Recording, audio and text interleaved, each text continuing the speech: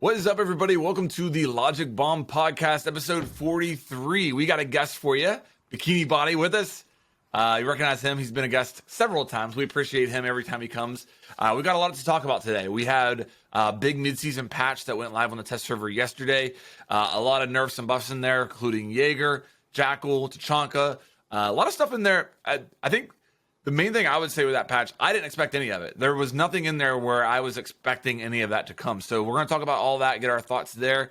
We're also going to do Zeronic's weekly cheater rant. And then we'll talk about some other kind of topics that Bikini wanted to bring to the table as well. So with that said, let's just jump straight into it, guys. And we'll start here with Bikini.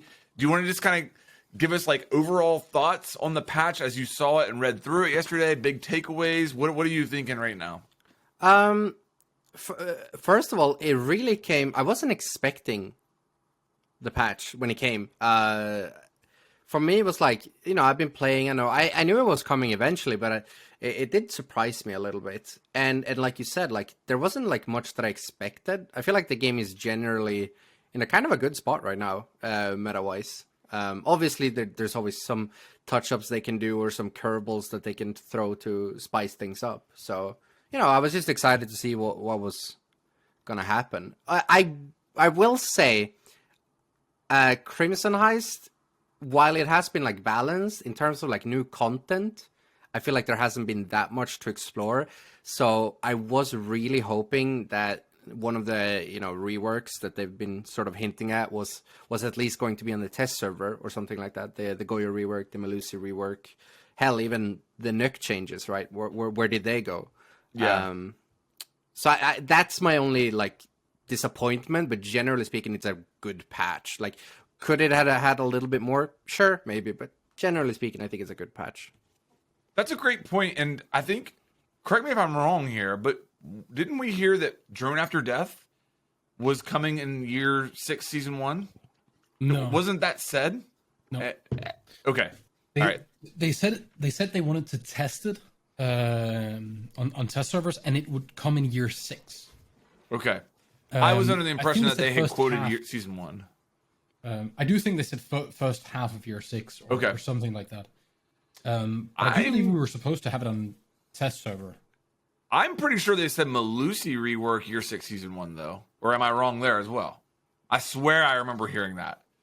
I honestly don't know. So I was kind of expecting the Melusi rework to be in this. I really was. I think one of the issues was that the way that the whole thing was revealed, because like the three of us, we play every day and we try to keep track, and we can't even really remember, right? Right. With like, when is the Goyo rework coming? Sure. Is it just at some point, or is it planned already? Like, I don't think know. they ever gave a date. They just said that that's something that they want to do, and it kind of becomes an annoyance for us, because like when you're streaming or something, you'll have people like, "Oh, what happened to the Goyo rework?" And you'll just constantly have to explain like, "Yeah, we don't know. They just kind of teased it, and that's it." Like, there's also the small little things like with the Goyo rework. Like, there are some things that I really like doing with the Goyo shield right now, right? Like the fact that I put up a Goyo shield and I have the attackers blow up the Goyo shield. That creates a hole that I can then use because they don't assume that I'm going to be playing the vertical. Because of the explosiveness. Exactly. Yeah, right? Fun fact, I asked the developer about that the other day, like, hey, like, because I watched through the teaser and like I noticed that, hey, it's not explosive. And there's so many like interesting stuff that you can do with it, with the fact that it's basically a pre-placed explosive. Yep. And now that's not the case. So now it's just like a boring smoke that your teammates can also activate. And it's like, I really hope, like, I love the idea of removing the shield. Sure, go ahead. But like, why remove the explosiveness? It takes away so much like versatility and fun strats that you can do with the Goyos. So I really hope that is something that they go back on and at least allow it to still explode. And I honestly think if they go ahead with this rework, it has to explode and he has to have 3. Oh yeah. Like, 2 is nothing, man. Like, it's basically just bad impact nades. I think that's something that I've said to my community, because I've had people saying like, oh, why are they nerfing Goyo? Why are they nerfing Melusi? But the thing is, we only really know how it actually functions, we don't know what other balance changes comes with it. Like, we've only visually seen how it works. They even blurred out how many he actually has down there. So for all we know, they might increase it to 15. I mean, right? Like, we don't know. But yeah, like, I would prefer, like, give him 3, give him 4, and keep them explosive, please. Yeah, that's an interesting crossroads that they're coming to, because this is we're already getting off topic on this patch, but I think this is a great conversation. I ran 2 polls, okay? One on Twitter, one on YouTube. The question was, if Goyo lost his shields, how was it worded? If Goyo had 2 regular deployable shields instead of his explosive shields, would he be stronger or weaker? Twitter was overwhelming stronger. If you just give Goyo 2 regular deployable shields, he would be stronger because it would be less risk to play behind, was the logic behind it. On YouTube, it was about reverse the other way. On YouTube, everybody was saying that it would be a nerf to him if you just gave him 2 deployable shields, which I think highlights a couple of different things. First of all, it highlights how impossible this game is to balance. I mean, you're talking about the difference between Twitter and YouTube, a little bit of a different type of player, and their view on a deployable shield and Goyo's gadget being polar opposites of each other. And it also represents, if Goyo's already not really that popular with the average player out there. If they remove his deployable shield, how is that going to work? You know what I mean? I think it's going to have to be a complete gadget rework to make any sense at all. But I agree with you guys. If it's not explosive, what is it going to do? I don't know. I think one of the problems is that we as a community are very, very super aggressive and very, very quick to judge things, and not like we never let them play out. We always want to change instantly, right? So everyone's out there wanting a Goyo change, but by the time the change comes, he isn't that big of an issue anymore. So he wasn't that big of an issue in ranked. In comp, he was annoying as hell, sure. I think it's ridiculous to say that he would be weaker that he would be better with deployables instead of fire shields, because I think fire shields are better in every possible way. If attackers destroy them, then they can't move past them for another 10 seconds, right? Well, they can't, but they'll take damage. And you almost always, at least at a higher level, you know when they're about to get destroyed. It's not ever really a surprise, so it's very rare. You do see a lot of time in comp, though, you do see people take unintended splash damage from their shields. Defenders. You do see that a lot. But almost every single time when the shield gets destroyed, you would take some sort of damage anyway, because they're always destroyed by explosives. Well, so not necessarily. Not like a lot of times what I see is it's not a person playing behind it. It'll be like on Oregon up in like in dorms where there's one, like the default one up there by like where when you come up top white stairs, there'll be like a smoke or something playing around Jenny, like where old Jenny would be, and the shield explodes and they take the splash damage from it. So it wasn't like they're sitting right on top of it, but I don't know. But then they'll take so little damage. They'll take like 10, 15. And most of the time, yeah. Yeah, but if a nade blows it up, it has the same range. That's my point. If a grenade lands on the shield, the grenade will do damage further than the shield will. Yeah, a grenade would be true with a grenade. Yes. Sure, with an Ashe and Sophia or a Gun 6 or something, sure. But taking those 10 damage and then trading it for an attacker not being able to pass, and all the benefits you have of being able to destroy it yourself if you want, I think a Goyo shield is always stronger. There are certain situations where you're playing like all the way up on a shield on a pixel and you can't turn the Goyo shield and play it reversed like you can with others, right? Good example is like if you have the shield in Catwalk on Clubhouse and you have the prone pixel angle to the door. I don't want to do that on a Goyo shield, of course. But other than that, like the Goyo shields are extremely strong. They're very, very good. But by the time this change comes out, we have the Gun 6. We have 3 Ashe charges, right? Jaeger's been nerfed a couple of times. Wamai's been nerfed a couple of times after Goyo came out. I just think it's like that change happens at a point where it's not necessary anymore. Like Goyo isn't a stable in Pro League anymore. He isn't a thing that's played like 90% of rounds like he was right when he was busted, right? The TCSG has seen a substantial nerf, even though it's still a good gun. Like I'm fine with him getting changed and nerfed. It's just a little. It's an awkward time that it comes out. It's not just it's not even the first time where it seems like this kind of like planning overlaps a bit. I mean, we had Glass and Ying getting nerfed basically the patch before Warden came in, and then Warden ended up being kind of useless. Whereas if they would have just waited, you know, one season, sure, like we would have had to dealt with Glass and Ying for a little bit longer, but it would have still made it a lot more interesting to have Warden in that meta. So I definitely wish they were open and transparent with communication, like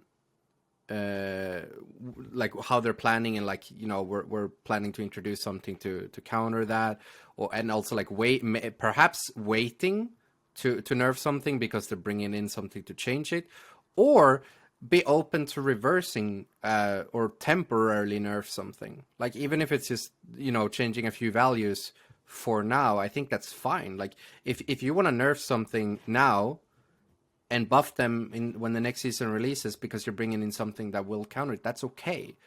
Like I don't see it as, you know, you guys basically admitting that you fucked up. It's fine to temporarily nerf things while you wait to introduce something else. I agree with that. Zeranik, what's your overall thoughts with the patch, or did you want to continue down that road? No, I'm good on that one.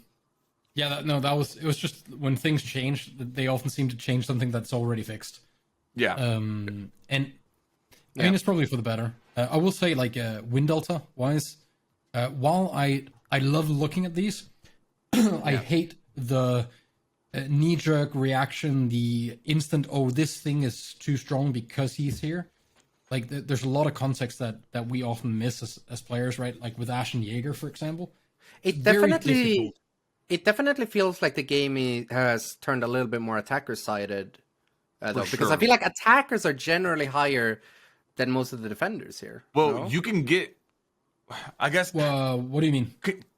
I don't know. I just feel like I feel like there are more attackers, especially in the like fairly common picked, that are higher on the spectrum, versus the more common picked defender seems to be lower on the spectrum.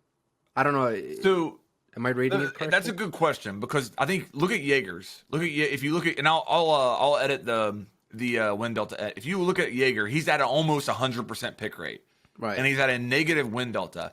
But how do we read that? Is that comparing only his win delta to when he's not picked, or is there an overall number involved there? Well, like, do we get? I mean, it is win delta when picked. Yes. Yeah, it can be win delta when not picked. Okay. But his presence is how likely he is to be picked when he's not banned. Right? I mean, he is basically picked every single round. Yeah, so I think, doesn't this give a fair representation of the win rate then? I thought it was a comparison to when the operator's picked versus when he isn't picked, though. Like, you know what I mean? Like, I thought that's what the win delta was if this operator is picked 50% of the time, we're showing you in those 50% of the rounds what their win percentage is compared to the 50% of the rounds where they're not picked. Am I? So can we get anything from that Jaeger pick rate? Because I'd like to. I would love to read into that and say that that it's much more attacker favored now than it has been. But I don't know that we can. I think that Jaeger number there is just showing us that when on the rounds where he's not picked. I don't know. I mean, it is also important to remember that this is ranked. And while Jager is a fantastically strong operator, in my opinion, he deserves to have a higher win rate than he has. But I mean, it is ranked. Jager is an extreme comfort pick. Like, a lot of people just play him just to play and might not necessarily actually play him smart. I mean, hell, I see plat players still have ADSs on them sometimes. Right. And like we've talked about, like, you can Jager trick now. But Jager players don't want to Jager trick. They want to do what Jager is always doing. That has never happened in ranked. Like, maybe once, right? That's what? True. That has never happened in ranked. Like, maybe once, tricking. Right? Yeah, like, but I've been doing it. Fuck this, yeet. Yeah, but I've been doing it, and like I've gotten some insane success because people aren't expecting it. Just like bandit tricking. Like, bandit tricking has also become like a lost art. Like, there's so many high ranked players that just they don't like people don't put in nearly the amount of effort nowadays when you play in ranked compared to like a year. There's so many ago. counters to bandit tricking right now that when it works because like, I mean, people use like the ban Thatcher, and then they don't have to do it. Right. Like if you as the attacking team in the operator selection phase are saying, hey, we're gonna bring a lineup that makes it impossible to bandit trick, you can do that every single round. But that's not what's actually happening. I think a lot of to play into your point, I think a lot of people have forgotten about bandit tricking, and if you actually try it, it can work. It works surprisingly more than you think. So there's a lot of context we're missing here, because like we might look at these numbers and then we make out this whole plan, but we're forgetting. First off, this is like plat and above, right? Mm-hmm. So an absurd amount of that right now in ranked is Smurfs. They don't give a shit about tricking. They're running around just shooting left and right. Exactly. That messes up the whole chart. Let's just say it's 20% of players, right? That's still a massive thing to fuck up the chart. Yeah. Then we have a substantial amount of cheaters right now. That messes up the chart as well. Because like if they're playing Valk, they don't throw the cams. They just run around and shoot you, and then they go, oh, you're on a cam. So there's a lot of stuff missing. One thing that really stands out is that Blackbeard just dumped down. The change to him had a noticeable effect, and it had an effect quick. With Ash and Jaeger, it's difficult to say too much because they're played so much that their win delta it just seems to reflect more the overall like how the teams are playing. Like whether you're picking Jaeger or not, there's probably going to be someone else on your team that picks him. So that doesn't say too much in terms of if he's helping with winning or losing the round. It's super difficult to extrapolate that if he's there all the time. And the same with Ash. Like Ash is good. And so is Jaeger. But if you were to just not play both of them at all, I don't think you'd see a change in how much you win or lose. To be honest. I will say one thing that I'm very happy to see is both Aruni and Flores basically sitting in that perfect, like they're played just 20%, like 1 in 5 rounds, like that's pretty good, and they're both like sitting like really like close to that like perfect win rate. Like that's really like it's what's the word? Encouraging to see. Yeah, I like to see him there too. I agree with you, and I think Flores will continue to develop. The pros that I've talked to are really excited for him, just for no other reason that then they will have 6 drones per round. I mean, they're looking at that and they are licking their chops. So, you look at Aruni right now. She's seeing a ton of competitive play. I didn't expect that, and I think that is feeding a little bit into ranked a little bit. I would say the same with Yana and Zero right now. You're seeing both of them played more in comp than we have, and I'm starting to see that bleed into ranked a little bit. And I think that plays into one of your favorite topics, Bikini. I would love to see these quarantine times reduced. Because the comp players are leading the way when it comes to this. I mean, I come here like once a month. Let's bring up it again. Hell yes, I'm down, dude. It pains me every time because like I know that like Flores right now he would be such a good addition, and it plays into what Cyronic said earlier as well with like maybe they've already introduced the change. Like Goyo is going to become even worse once Goyo comes into comp play. Yeah, so like once Flores comes in. Yep. Oh yeah, sorry, my bad. But right, like the grace period is just such a it just cucks the entire community. Pros want to play the new stuff. People want to watch the pros play the new stuff. But pros were the ones wanting the quarantine. No. Yes. Because from what I've heard, like they weren't against it. Players. Yeah, from what I heard, they weren't against it. But I think 3 months has just ended up being way too much. Oh, I agree. But the only reason that there's a quarantine in is because of players. Really? Yes. Well, okay, I agree with that, but I would also say that this is still a residual effect left over from the Lion, the terror that was Lion at launch. Sure, and we're a long ways from that now. Wait. We do realize that if all pros just go, we don't want the quarantine, then there's not going to be one.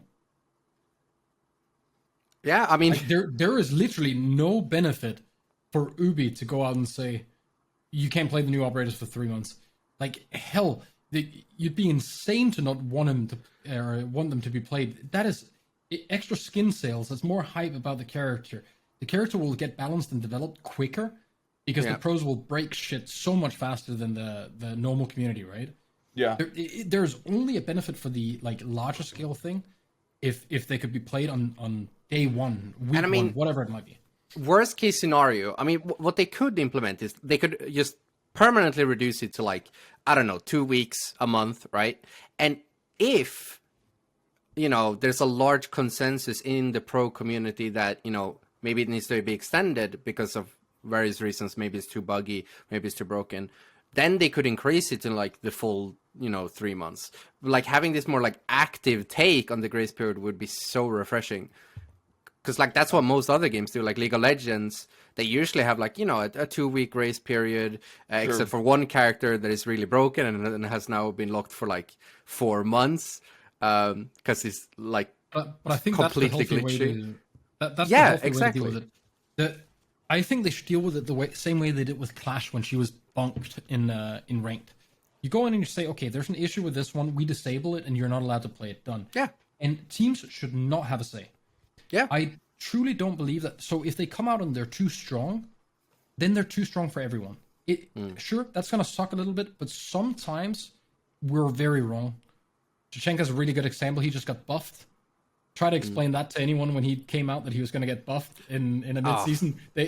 Right? I think we've been over that one a few times. I mean, I gotta be completely honest. I overreacted like crazy on Tachanka. So did a lot of people. Part in play because of him having withstand.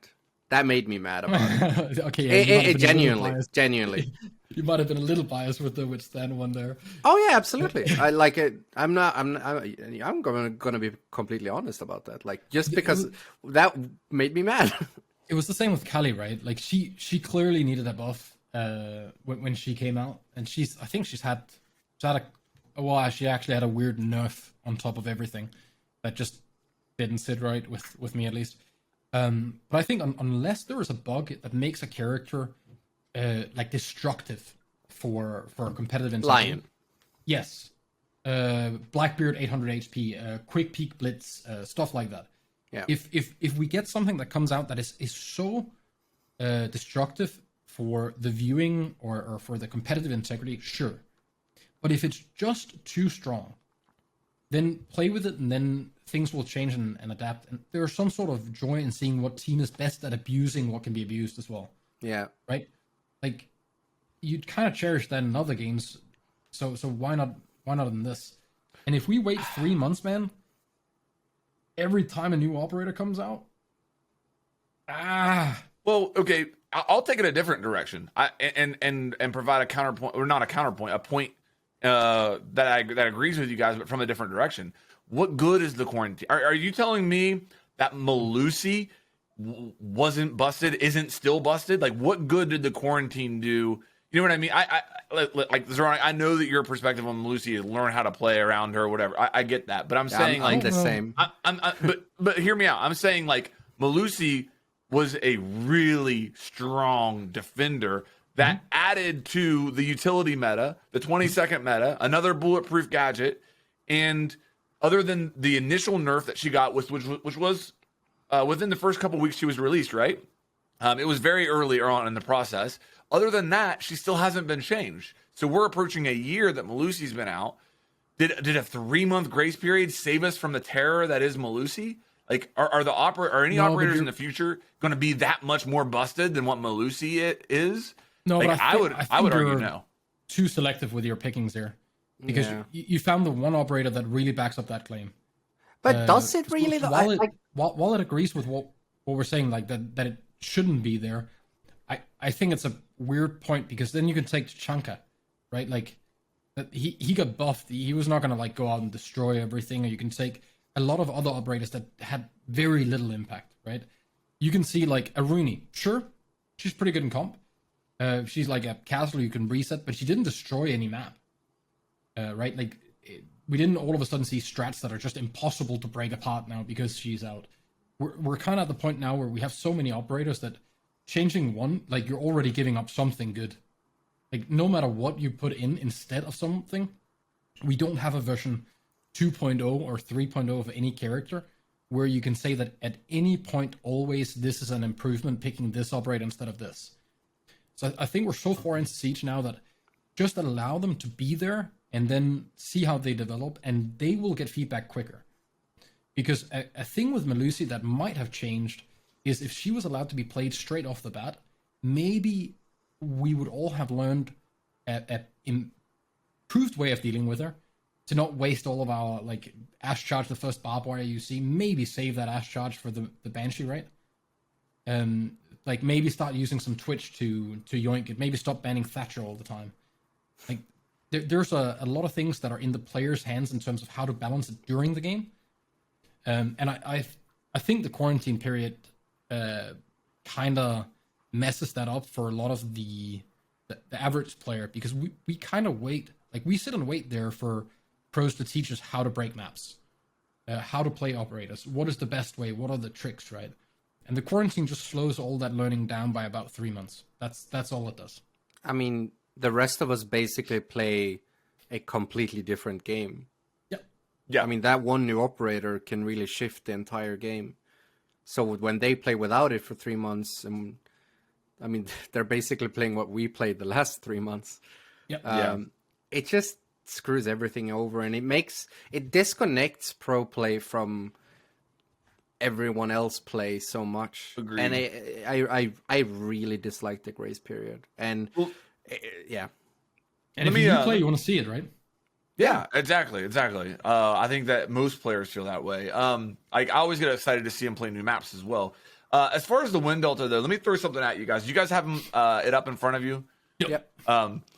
Look, when you look at both the attacker and the defender one, is there any fear that you guys have when you look at that and you see that like half of the operators in the game are lumped up, not below average, but like way below average? Like you look at these win deltas, and as far as presence, there's clearly operators that are like haves and have-nots is the way that I would look at it. And does it scare you at all? Like, I know there's always going to be an average. Like, there's going to be operators above average and below average. Like, it's the way that it works. But to see so many of the operators, not just below average, but way below average and clumped up there, does that worry you? What do you mean in terms of pick rate? Yes. No, not at all. Not even remotely. I think so. If the majority of the operators in the game are being picked around 8% of the time, that doesn't concern you? No, but that's not true. You're looking at plat on PC and above.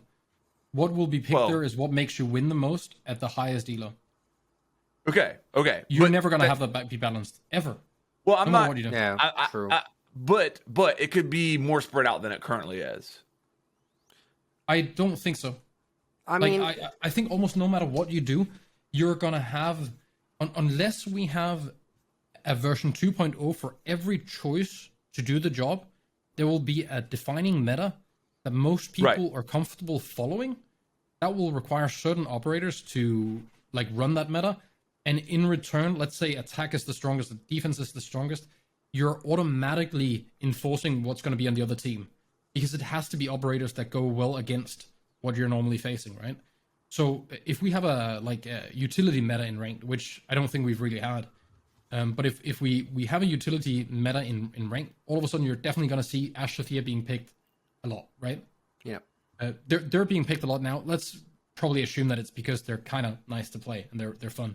But like if you look at attacker here, it makes sense. You got double soft breach in the top. You got the new hard breach who has smokes and 3.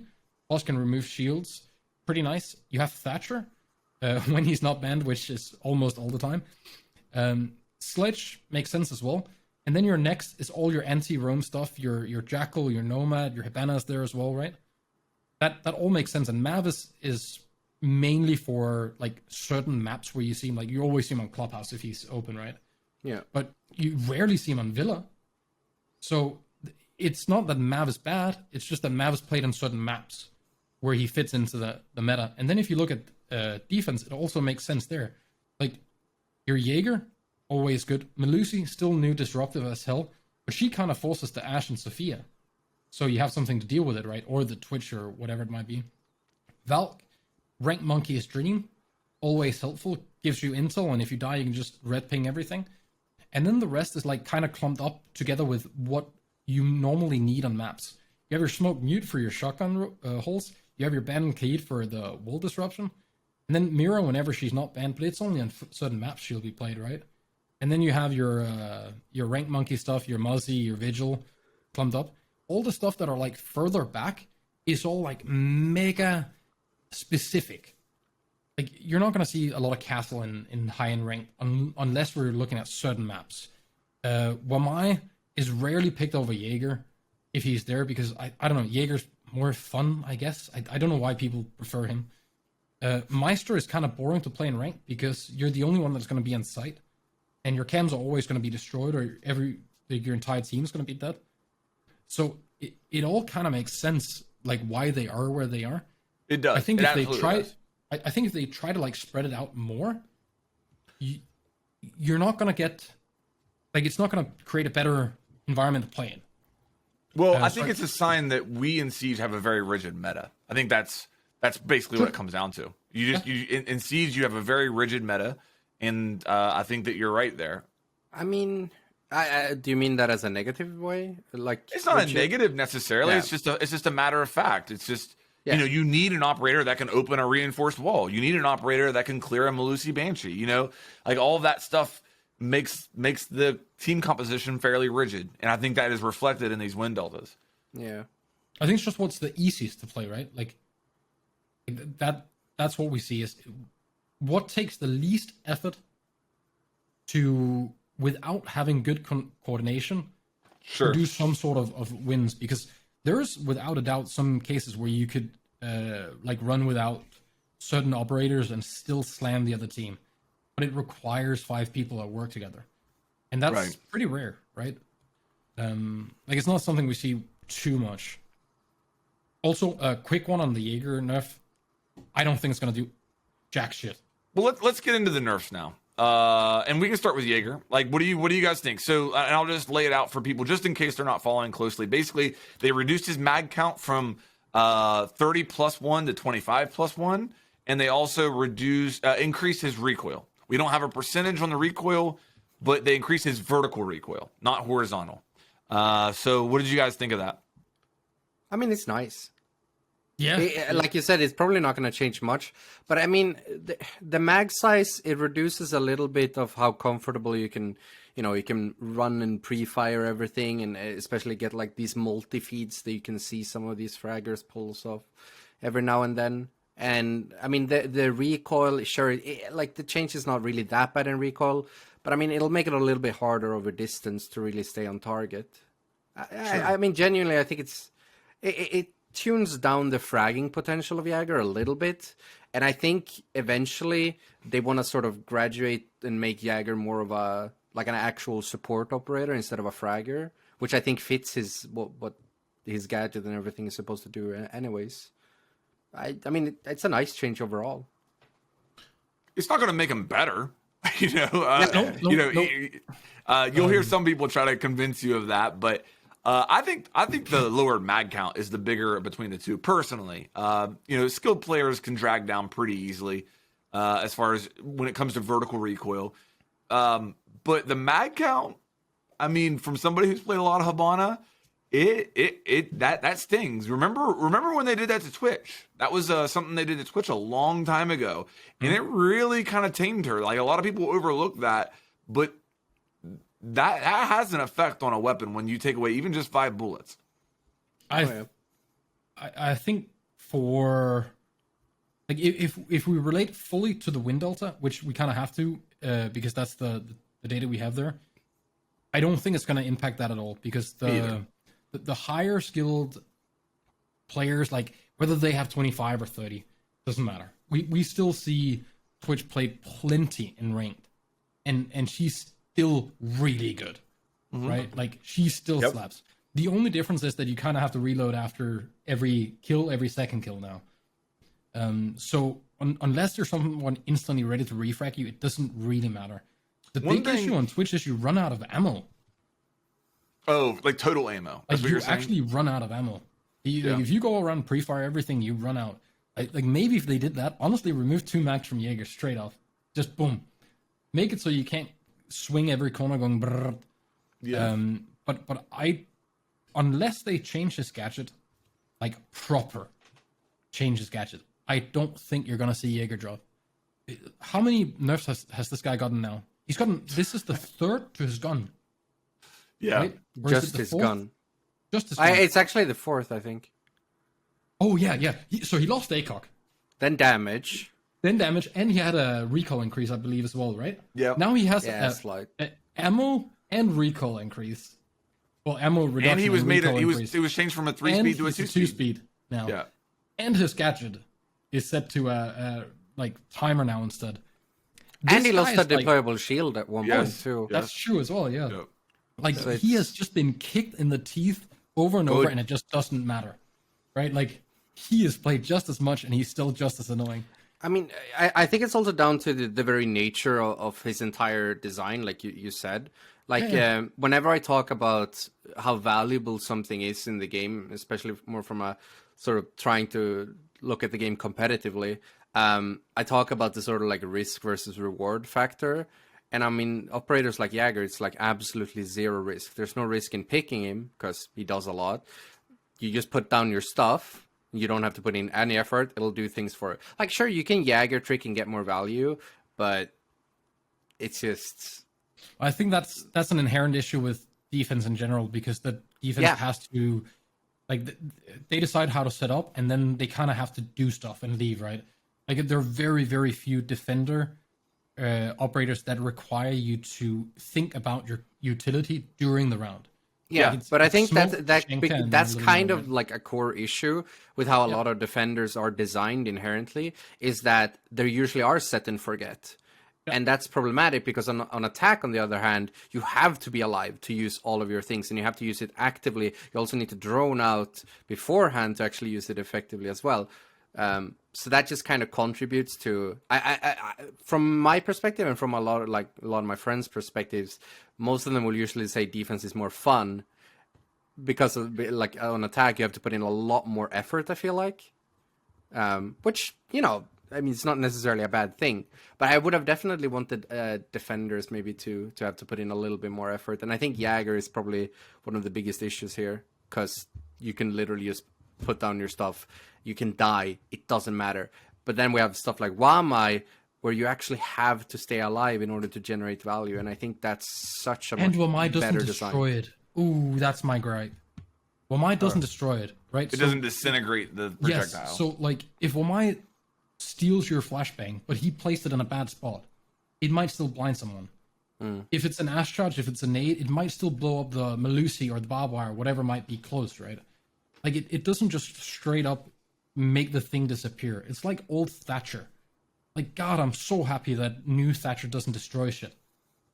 That it turns it off and then it'll come back at some point later on, right?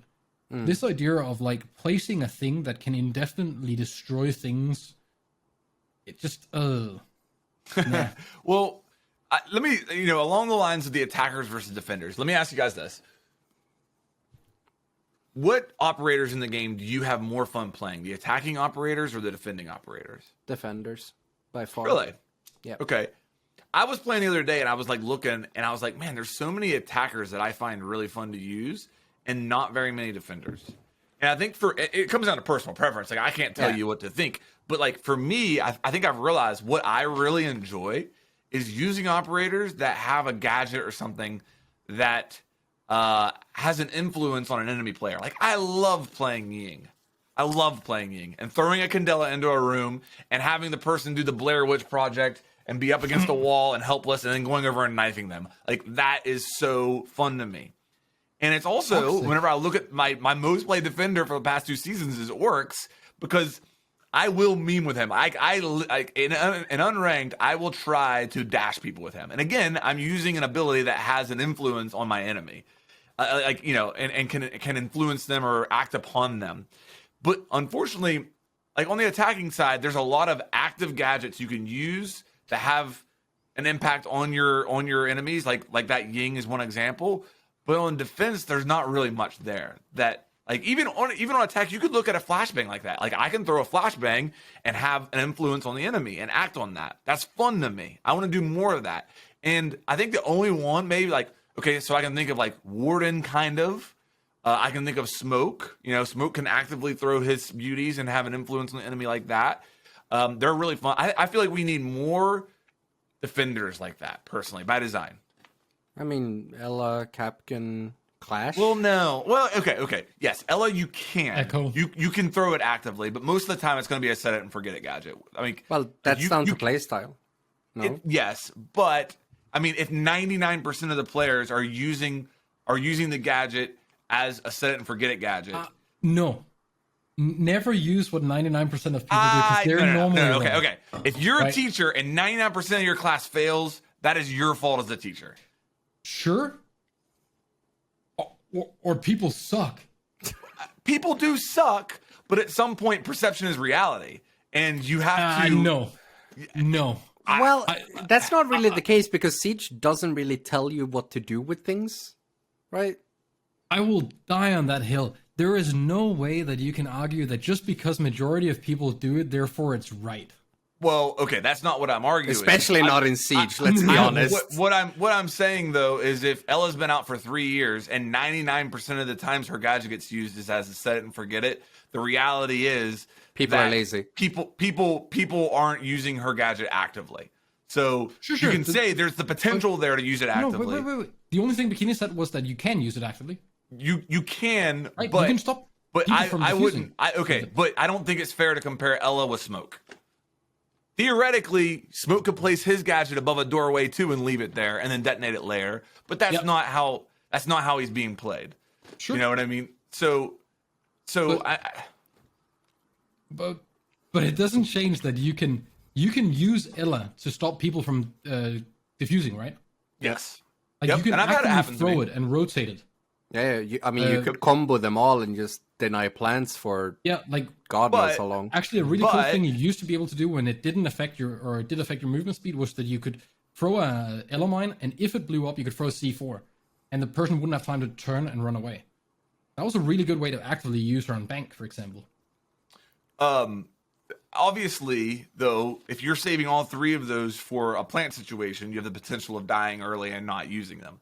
Mm-hmm. So with Smoke, I mean, obviously it's an easier choice because I can only sit out 1 at a time. Anyway, let's move on. I'm just saying, like, I would like to see them have more defenders that can actively play a gadget like that. I think Tachanka is a good example of a good defender that's got an actively played gadget. I want to see more. Fair enough. Yeah, sure. Your only problem is in from a rank setting is that you can only afford like 1 or 2 people that have to do it, because the rest has to be able to just place their stuff and move on, because there's too much stuff to do on defense. There's too many things that have to be covered. Like back to your question about what I found the most fun. I prefer attacking if I'm by myself, but I prefer defending if I'm as a team. Solving the puzzle as an attacker and figuring out like where can you have an impact and make a little hole is lovely. And on defense, setting up like this actual impenetrable thing where you have ideas of how you're going to rotate and what you're going to do, I absolutely love that. But you need a lot of stuff that are just placed that you can leave. And I hate it. I hate the idea that you have to have these set and forget things, but there's no way to not have it. Because your defenders can't afford to, like, even having people on cams is actually risky at some point, right? I think for me the thing with set and forget, I think it's fine for a lot of the gadgets that are set and forget. I mean, Frost, like stuff like that. I think it's fine. But I think it's really like when an operator that does something so core and important and significantly strong as Jager is also set and forget. I think that's really where the shoe doesn't really fit, so to speak. Like, he's really powerful, and he requires basically no effort to achieve that reward with. Yeah. Like, 0 effort, really. I mean, you basically just need to put them in the right place. Which, sure, that's effort, whatever. 0 effort, 0 risk, and basically probably one of the highest rewards in the game. And on top of that, you can put in a little bit more effort and possibly gain even more of a reward if you can Jager trick effectively on that spot. You know the Goyo, like the new Goyo case they have? Imagine if the ADS was placed in there and it can only shoot out in like a small field of view or something, right? So you actually have to choose how, like, where they're placed. If the area of effect wasn't like a, if it wasn't like an actual dome, if it like was a direction thing, that could be cool. I like the idea. I don't know if we discussed it last time, before the Jager rework actually came into the game. We actually kind of discussed something that's similar to what Jager does now, but it didn't reset automatically. Like, the idea we discussed was that Jager would actually physically have to go up to his ADS and like change the charge. So like a mechanic, like it expends the charge and you want to stay alive. You want to replace the charge in order to generate more value, because it would make it a little bit more risky. It would encourage him to stay alive. Like, he wouldn't be as expendable as he is now. There would be effort, especially if you want to generate more value. So, I mean, I'm still team, like, not making it automatic. I want it to be a skill element in actually getting value out of the ADS. I don't... What if Jager became one of those operators that has a shotgun as a primary and as SMG as a secondary?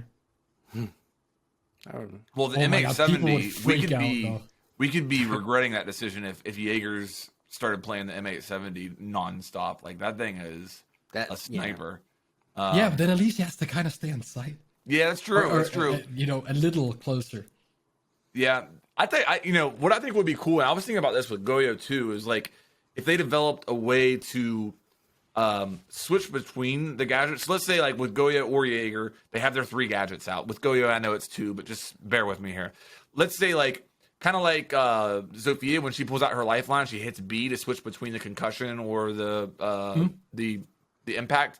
What if Goyo could do that and switch between which of his shields are active or which one to detonate, maybe? So he could detonate them remotely. His teammates could still shoot it out, but he could detonate his shields remotely based upon information from a camera or something like that.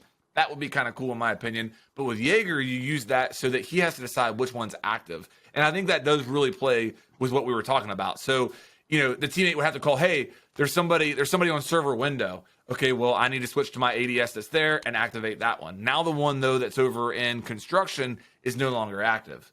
So, I don't know. That could be kind of cool, but it would require kind of a new interface. You know what I mean? I'm not sure how they would do that. It would be kind of tricky with that button assignment. It almost makes it sound like, I don't know, correct me if I'm wrong, but it almost sounds like you go into the ADS almost like a camera and play this like mini game where you're trying to shoot the asteroids down. Yeah. Hey, I mean, to be honest, Atari, I mean, to be fair, that would be kind of cool. Probably be very hard to hit a frag in midair, but I mean, it would be kind of spicy. I mean, the idea really, it wouldn't be to actively shoot it. It would be like if Jaeger has all 3 of them out, I picture him like pulling out his phone and going, boom, okay, ADS 2 is the one that's active right now. And then he can put it away. It wouldn't, he wouldn't have to go. But I mean, isn't the thing nowadays that you really stack them though, so it doesn't really matter too much? But wait, it could be, This could be fun though. Imagine you get on your ADS and what you see is like an actual cone coming out of it. And you have to control like that cone looks here, but then when you leave it, the cone still looks there, right? Oh. So every ADS you place, you have to imagine that it's a Maestro cam, and instead of a laser coming out of it, you can see the like field of fire that it can actually shoot in. So if you want to place this one and you want it to get the drone hole and the window, you can't. Or you have to place it like in between. Dude, I think we just came up with a new gadget, not a Jaeger. I like the idea of literally like shooting stuff down. I do too, but I don't think Jaeger's gadget is going to get reworked. They just reworked it. Like I think that we're I honestly think it will. Me too. Not anytime soon, but I firmly believe that they're going to realize that this did nothing. I mean, truly believe they're going to realize in year 8 that a legacy operator just doesn't belong in the game. And I don't care if this happens in 3 or 4 years. When it happens, I will be there like a grumpy old man going, "I told you so."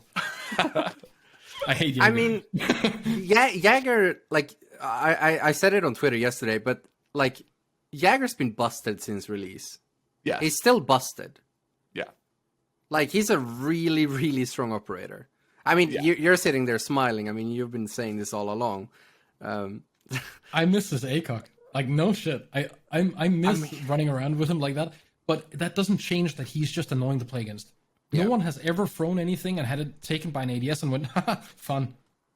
Right? Right. See, that's funny though, because people always talk about stuff that annoys them in the game. I mean, Clash, being Jackal ping, but I don't see nearly as many people saying that it's annoying to keep getting their stuff zapped by a Because Jager. it's part of Siege culture. It's not a rarity that it happens, so it just seems normal. The same like when you get pulsed. No one ever complains about getting pulsed. Right? But it's odd. God, it's to horrible. Me. Yeah. It's odd to me. Because it is really frustrating getting yourself zapped by a Jager. Well, you know what else is frustrating? Getting Jackal tracked. And he's part of these patch notes as well. They have removed 5 bullets from Jackal as well, the C7E, as well as reduced the C7E damage. That's all they did to Jackal. What are your guys' thoughts on that one? I believe in PDW supremacy. Always has I agree. I think you're going to see people gravitate towards the PDW, but if you wanted to bring Jackal before, you're still going to bring him. I don't think this does anything to him. Yeah. Yeah. Take away his shotgun. I mean, again, we're running into something here again. Jackal's already been reworked, but his gadget is what the problem is, in my opinion. Jackal shouldn't be able to start clearing top floor and then change his mind and go through a hatch. You're saying that's an annoying thing with Jackal. With the shotgun? I got what do you mean, the secondary shotgun? Yeah. Oh. Of course not. Has anyone ever used that? For me, yes. Okay, fair enough. No, like I think taking away his secondary shotgun is a really good way of forcing him to go linear, or have someone go with him. And as long as someone is forced to go with him, then he's not that big of an issue, in my opinion, because you're setting 2 people to do what he could normally do by himself. I think the pings should only appear to Jackal. Bam, done. I'd be fine with that as well. Sure. I don't think like that would change so much for the frustration, to be completely honest, because really the frustration is seeing like you're gonna be pinged for the next 20 seconds. But it's the same. That in its own is annoying. I think if there was actually more of a smaller like executable window, I think it would be better to work with. I don't know if I said it before, but I had this hot take with the Jackal, where I want him to only be able to scan when the footprints are red. So that's like the last 10 seconds. Yeah, it's not very long. Yeah, only scan when they're red, but he gets a old lion scan on that person. Ooh. So there's a high risk. You have to get very close. Mm-hmm. And that you have that quick execute. And you only have that what was it, 2 seconds? Where you can execute on that guy. So you have to stalk them until you're really close. And then you can execute on them. I like the idea of being stuck in the ability. That he can only ever ping them when he's sitting there doing his Cyclops shit. Yeah. He can scan them for that amount of time, but he is stuck staring at those footprints with his fetish. That's a good idea. I think that's kind of boring gameplay, though. It would be boring for the Jackal, absolutely. Like if a solo queue player would hate that, but I think make it to where Jackal can't scan any footprints that happen in the prep phase. So if you go up and do a hatch in the prep phase, then those footprints are not there, and that the ping only appears to Jackal. Imagine if he's forced to do this and he can scan maybe for twice as long, whatever it might be, but he starts enabling his team, because from my dumbass boomer brain, that's what makes Siege fun, is when you try to enable your team and work together. Anything that makes like a character that buffs another character is always awesome, right? Like if you're Mira and you get a mute jammer or a key claw on your window, that's bonus. Like that's extra cool, right? Yeah. If I'm Jackal and I'm sitting there scanning and I can scan twice as long or whatever it might be, but I have to communicate with my team that they gotta go get that one. That feels good if they then kill him. But on the other hand, if I'm the guy getting scanned, I can communicate to my team and say, Jackal is scanning right now. So we know that one person is just sitting there, like, not doing anything. And that someone is probably going to come. I just think it could create, like, some rather interesting team scenarios. I don't disagree. I think it was the same with Dokkaebi, by the way. I think the only issue with the Jackal thing is that you also... Then you kind of make him meh if you're... Well, first of all, alone. Like, having... It almost becomes too reliant on his team, which you also don't necessarily want. You want characters to still be quite good. I mean, Thermite is fucked if he doesn't have a team, right? Yeah, but not that bad, I don't think. I mean, right? But yeah, let's talk about Dokkaebi. All right. What do you got on Dokkaebi? I hate her. Oh, it's so annoying. Like, from a casual standpoint, like, I tried to do some fun stuff here and there, and getting called, and like she always gets the ability through. There's no skill element involved in actually getting the ability on someone. Like, hell, even Lion is still a skill element. Like, they have to make you move in order to actually, like, they have to combo it up. They have to communicate to actually get the Lion off. But Dokkaebi just gets her ability off. And unless you're literally sitting in the entire round on a mute jammer, will work, and there's nothing you can do about it. Yeah. And it's just, you have to do it at 5. And, like, it's just such a tiresome gameplay. It's not really fun from, like, the guy getting called, and it's not really fun playing Dokkaebi and doing that either. I would have much rather see them move towards, like, something more active with Dokkaebi, like either hacking gadgets or something. Like, I don't know if we talked about that before, but we talked about this, like, attacker that could, like, maybe pick, like, 3 electric gadgets and turning the side of them. Maybe that could be, like, a Dokkaebi rework, where she can hack 3 gadgets or something. I don't know. But I don't... We're just having an area of effect. IQ rework. I think it would have been an interesting IQ rework. Yeah. That you can see the gadget through and then you can control them, right? I made that concept not too long ago. Yeah. I think I saw someone make a video of it as well. Yeah, that was me. No, not you. Oh? I saw someone else make a video of it as well, where you you fully scan it and take control of one gadget, but you're stuck in it. But like, that could be a fun thing. I don't know, like, there could be, if you want to keep that phone ringy stuff, I think there should just be one more thing that has an impact on it. Like, Mute seems to be this, like, Lord and Savior to 90% of attackers, right? Like, he just stops everything. Mm-hmm. I think there should be a defender that interacts in a fun way with some other things. Like, if you're close to electricity, maybe you can't be cold. It makes no sense, but at least it's... I think another thing that they could also do is maybe Dokkaebi, like, for every... Like, she only starts out with 1 call, but for every phone she can hack, she gains another one. Sure. So you call one, you get a roamer, you hack his camera, you get a new call. So it's like it becomes a stacking effect based on the amount of value you can generate with your team. Then the call has to keep going and not stop by itself, right? After 7 seconds. I don't think so. But then you're back to it's not fun playing her. Wait, why? Because what am I missing? Her only ability then becomes you have 1 use of your gadget, and that's it. Well, for every phone you would hack. Yeah, but that then requires a kill. Like, it's more like, imagine you're a new player, you're trying to learn Dokkaebi. Your only window of opportunity is that you call once, and if you don't find a dead defender with a phone, you don't get to use the utility anymore. Like, I think, then you need something else to play with, right? I see what you mean. But I still would have preferred Dokkaebi actually having to get in a position where the call could actually be useful. I mean, still, like, sure. even if you hack the phone while the call is not going off, I still think you would, like, generate another call. Yeah. Like, you don't have to kill them when they're being called necessarily. You could find a phone later. I didn't assume so either. Yep. It's more that, like, the fact that you're forced to gain kills to get stuff out of it. Like, Cav is a good example, right? Cav has the interrogation as a bonus.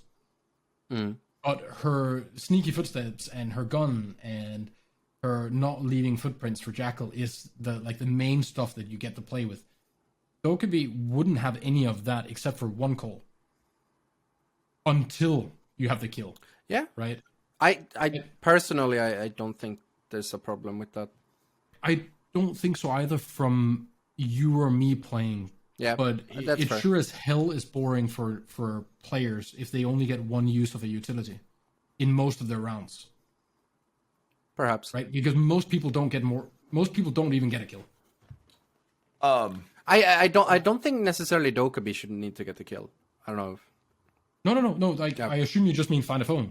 Yeah. But she still has to get there, and someone has to get a kill, and she has to be alive to use the gadget. It was that. Do you guys want to go over anything regarding like the Tachanka, the Ace, smokes? Okay, let's talk about the Tachanka. Yeah. Let's do it. I mean, the Tachanka stuff is spicy. It is. I'm happy they came out swinging, man. I've always wanted them to have a little bit more balls when it comes to like some changes, and now there's like what 7 different buffs, 8 buffs onto Tachanka. Yeah, smaller ones, but I mean they still scale up, and the fire duration and the mag count is what really jumps out to me. I think that'll make him significantly better. I think the one change that everyone is just glancing over completely is the changes to the DP27. As far as like the ADS, or not the ADS time, but the ability to pull it out faster and everything. Yeah, and unequip it faster too. Because one of the issues right now with Tachanka is that you're being caught out with your Shumika out, right? Sure.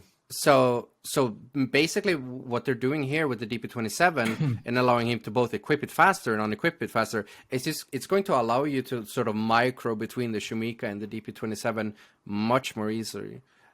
I mean, sure, you could do it with the SMG, but like most people are probably playing the DP27. Honestly, even the SMG, it's still like even after the buff, it's still very slow. Like you're very, very easy to catch off guard, right? It's not like Smoke where he can throw a beauty and be right back to his SMG 11. But it's still like quite a nice change. I mean, it is. Yeah, it's good enough. It's I just think they should have been more spicy with their response though.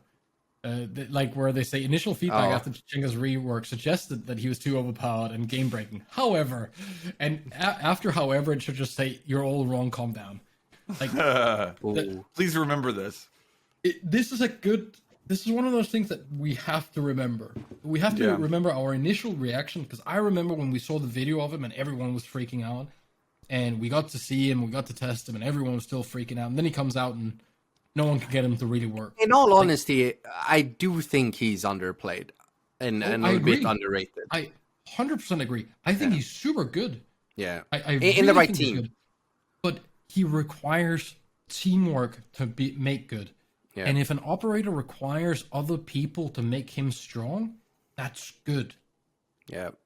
I mean, I have this theory in my head that like we're gonna be able to see like a new comp. Like obviously right now it's more based on sort of bulletproof utility and Jager and Wama and Aruni and all that jazz. But I feel like there's almost this comp slowly growing where it's like just like denying sort of areas like Tachanka, Smoke, Clash, and just like delaying people that way.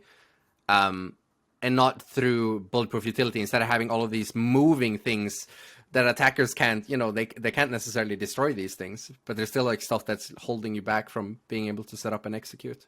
I want to see that like would be great. AoE / dot meta. Yeah, like chip damage.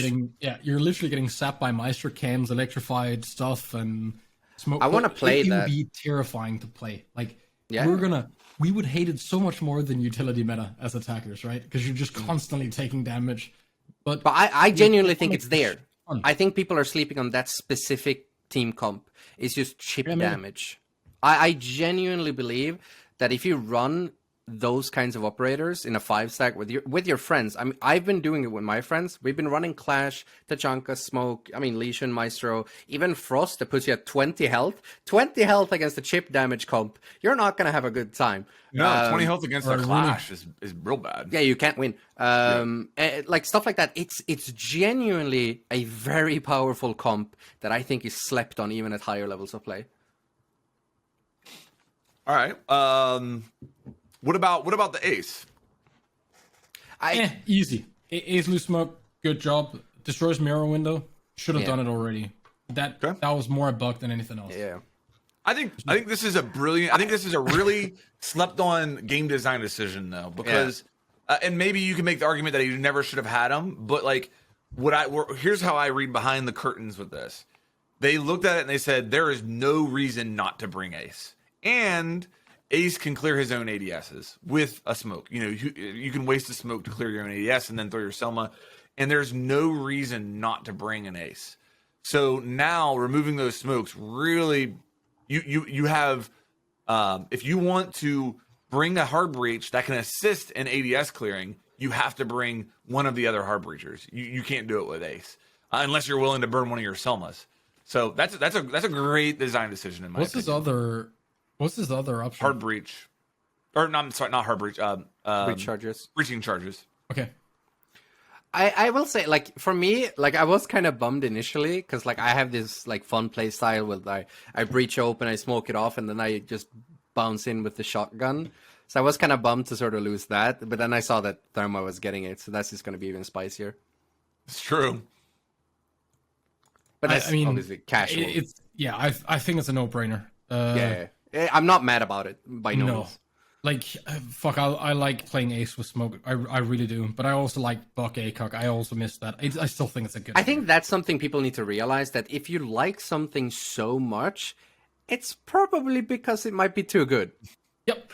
Almost every operator that I would defend what they have is because I enjoy playing it because it's good. Yeah. Right. And almost every time that people go, why did you take that away?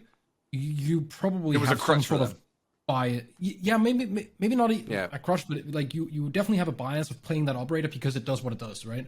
Right. Like Buck with nades. Yeah, it's a no-brainer. Like, it's almost always better than Sledge unless you're facing Castle all the time. Yeah. Right? Because you're not going to walk up to every Meister King. And how often do you actually Sledge deployable shields? If you're ever close enough, then you might as well play them. Keep it and use it for yourself. Yeah. I mean, so I think it's a no-brainer. I'm glad they didn't give, because when I read this the first time, I thought they were going to give thermite grenades. And while I love Mav, and Mav is so fun to play, I firmly believe that no heart breacher should ever have throwable explosives that can kill.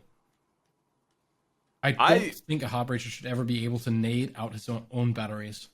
I think if this game was being designed right now, knowing what they know, I don't think they would have put frag grenades in this game. I think it may have been an operator like specific gadget, something along the lines of a frag grenade, but I don't think you would see frag grenades in their current state in this game if they were starting. I think that if anything, the Gun 6 would have been the secondary gadget. Then I think that makes sense. Yeah. All right, you guys want to get into rant time now? Are we good with the patch notes? Anything else you wanted to add there? I mean, I guess we had the thing at the bottom with the DMRs. I mean, a little footnote, I guess. I love that they're putting like basically all the scopes onto the DMR, but to me, it just makes zero. Like, I get that they want to like push the gameplay on DMRs more towards long range, but it's still like it doesn't make any sense to me why you would remove the 1x, even if that's like a design intention. I don't know. Well, I think it comes down to a similar decision that they made with removing removing the compensator. They're trying to. I think maybe they're trying to steer players a little bit. Like if there's a player out there who's running a 1x and not giving the 3 times a chance, then maybe that's hurting them. And by removing it, they'll help players with DMRs more. True. That's how I read it. Yeah. I mean, the 1.5 is just way better than the 1x anyway. So yeah, I agree. It's also a hard one because, like, ideally, you want everyone to be able to run whatever they want in every gun, no matter what, and the sight should never be a balancing factor. But we can see on Doc, it clearly is. Oh yeah, it clearly like the fact that there are still people to this day that believe that in no way does changing optics have to do like anything with balance. I mean, come on. We've seen it happen way too many times now. Like ACOGs have been removed and pick rates have plummeted completely. Yeah. It works. It's a good way to change stuff. And I get that you don't want to leave everything in just to not have things be too complicated and convoluted. But I don't know. Actually, I'm on the version that one. Since you talked about Doc, I've been saying it recently. I think I like that they removed the ACOG from Doc. I like that, because he was only really picked for the MP5 ACOG. But I really feel like they need to do something with his gadget, because I think Doc is honestly kind of bad. Yeah. No, I don't disagree with that. Especially when you look at, well, again, it kind of falls into one of those things where he's got a gadget that has to be actively played. Mm-hmm. Finka, all she has to do is be on the map, and she can use her stem to heal somebody. Now, granted, it works a little differently than what his is, but I don't know. Yeah, I agree with you. Like, his stem doesn't really have a place when it comes to the utility right now. I think that could use a rework. I think there's also an issue from what I heard from developers where 99% of the stems are usually used on Doc himself.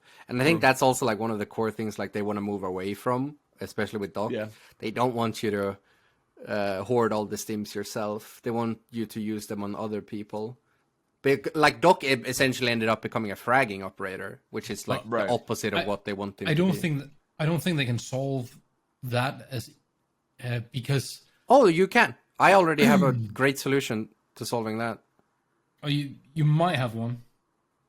You can't say that it's gonna work, surely, or are you that? No, but okay. So my idea for Doc would be to just outright buff the stim pistol, make it heal way more, but add diminishing returns. Sure. So let's say one stim heals for 60. If you use it on the same target again, it heals for 20. And if you use it on the same target again, it only heals for 10. So in order to generate more value, you have to heal different targets. Sure, but I don't see how that's going to change too much, because I think the main reason that Doc's stim isn't being used that much more on anyone but himself is that time to kill is so immensely fast. Oh yeah, I mean, it is extremely rare that you get to have a teammate that has low health that is within range for you to even heal them. Then you also got to hit your shot. Yeah, people miss with the stim pistol an absurd amount, right? Because the rat won't sit still when he's screaming for heals, or you heal yourself because you're kind of panicking and you like the fact that you have a little bit more health. So you're most likely going to use one on yourself. Then you have two others, but the chance of you having one of your four teammates take damage, be in range, there's just so many things that have to work all of a sudden. I think it's the same with Finka. I don't think Finka's heal saves as much as Finka. Let's establish one thing: Finka is not a healer at all. No. But she still heals, right? She shields. She gives you health temporarily. Sure, but she gives you health, and she can pick you up from down. I don't think that has a big impact very often. No. Right? What would you guys think about a Doc rework where he does the Valorant stem beacon? It's in other games as well. It's been in Battlefield and stuff. Let's say that Doc stem pistol, you aim it at an area. So you're got a teammate that's playing an area. You aim it near their feet. You shoot it at their feet, and it lays out a 3-meter circle where, as long as your teammate stays within that area, it will heal them once they take damage up to 50% or something like that. And maybe it makes their reload time faster during that time as well. Something like that. I don't know. I think the issue with especially on defense, I think there's just not much need for heals. I think for attackers, I think there is more of a need for healing, because of attackers have to deal with so much more chip damage. Like we talked about earlier. I mean, Clash, Tachanka, Smoke. There's more need for healing on attack, but we don't have one. Whereas on defense, a lot of attacker things don't really chip, except for Capitao. It's usually when you get into a fight with an attacker, you're usually gonna go from 100 to 0. Very rarely do you actually survive. So if attackers just had more things that actually did chip damage, I think the need for heals would be higher. Gotcha. What if Doc could pick up a dead guy? Ooh. That's gonna probably come to this game at some point. That's quite a problem. I theorized a character once, but it was an attacker, that basically like, I don't know, this like Dokkaebi tablet. So like if either you have died or one of your teammates had died, you could use this like Dokkaebi tablet to call in a recruit, like a reinforcement. No like utility, like no frag grenades or stuns, like literally just a recruit with a gun that spawns in and can rush to you guys as a reinforcement. Because I feel like if it's a full-on revive, that's kind of scary. But reviving in someone as a bland recruit, well, I think that could work. Let's be fair. The only time you'd ever get this off is if you manage to make the traversal like halfway across the map to pick up someone, right? Or someone dies on site and you still have enough of your team there to protect you. Like, sure, there has to be something to it. It's not just shoot them with the stim pistol and then they're back. Like, it has to be maybe a 10-second thing. I'm personally not against it, but I know that, like, this community, and I think shooter games in general, because of how it has performed in other games, are generally against a revive. I'm not personally against it. It's too strong to have one per round. That's the issue, I guess. Like, in a game that has an ultimate that's earned over several rounds, okay. But in a game where you would have to have the potential of doing it at least once per round, that seems too much to me. It really becomes scary because, like, even if you revive them with like 20 health, like we talked about with Stand, I mean, you just need 1 HP and you can kill people from 100 HP. Sure, but you also don't get anything but the fact that you can revive. That's true. Like, I personally, I would be okay with it. Like, yeah. I'd be. Like, it's gonna suck when you die to that. It of course it is, and people are definitely gonna be like, oh, if it wasn't for Doc reviving, we would never have lost. Sure, but like, you literally picked an operator that did nothing but work after something else died. I think that's probably why they would not do it though. Yeah, because it's boring as shit to play. Yeah, like that's why we haven't had, you know, an operator that can upgrade gadgets or that can repair gadgets, or because you're relying on things outside of your control to happen before you can actually even use your thing. And that's Warden, you know? I mean... Yeah, that's one of the big issues with Warden is you're relying on outside things. Which is why he should have his own flashbangs and smokes. Flashbangs and defense. No. Please. Let's not even go there, because I want to hear Zeronic's rant, all right? And we're running a little bit short on time, so let's get into rant zone. I know Bikini's got some things too, so hit us with it. I'll be mega speedy. So today, this has been a long time. We've talked about it like 9 million times. There's too many cheaters. Ranked sucks right now, and it hurts so much to say because the game is so immensely fun to play right now. When it works, and there's no cheaters, and it's a trust, like a proper game, it's so good. But today, we played 9 games. By the time, and we played 9 ranked games, and we wrote down which ones seemed a little scuffed, right? Went through all the demos of them afterwards. By the time we were through the fucking demos, 4 players had already been banned. 4. What? I mean, that's good that they got that quick. That's great. But damn, it means nothing if that's what we're gonna do tomorrow again. Yeah, right? Sure. So absolutely. 4 people got banned. On top of that, there was another, I think, 5 people that got reported. So at the end of the day, we played 9 games, and I believe we get to keep the elo from 2 of them. Damn. That is that's just not good enough. No, it isn't. And I know it's not easy, and we don't have a solution. We don't have the idea on how to fix it, and the people that work on it are many times smarter than I am when it comes to this.